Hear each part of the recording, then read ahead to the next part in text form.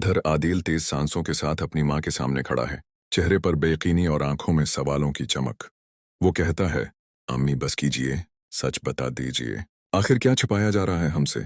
आखिर कौन सा राज है जो इतनी बड़ी दीवार की तरह हमारे बीच आ खड़ा हुआ है? फरहद की नजरें झुक जाती हैं, हाथ कांपने लगते हैं और आवाज लरजती है।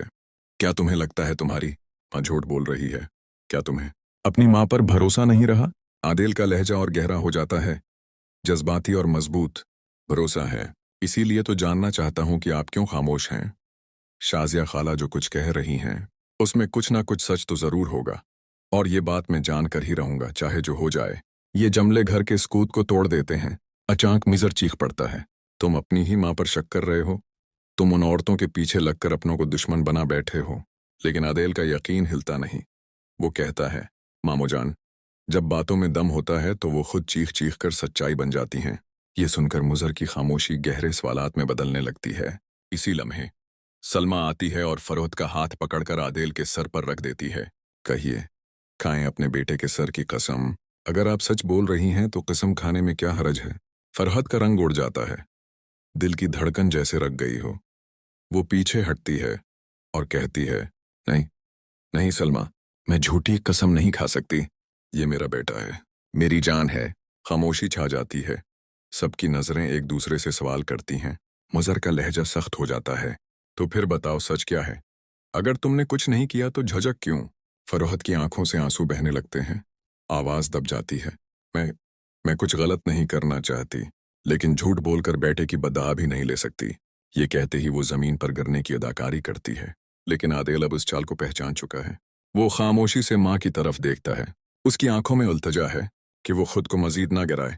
शाजिया आगे बढ़ती है, कहती है, काफी हो चुका, अब वक्त आ गया है कि असल सच्चाई सबके सामने लाई जाए। मीजर, जो कभी अपनी बहन का मुहाफिज था, अब खुद तजब्जब का शिकार हो चुका है।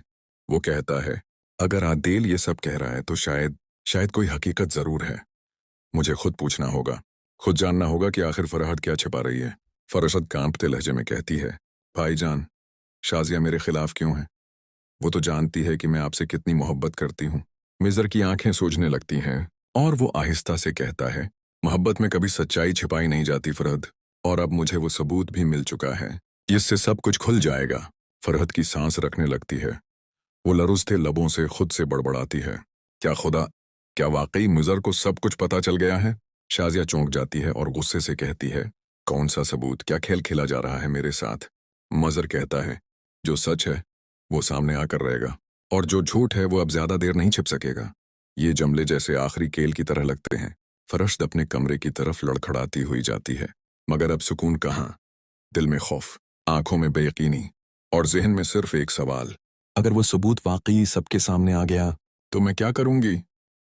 लेकिन सवाल ये है कि वो सबूत आखिर है क्या? क्या मुजर वाकई सच जान चुका है?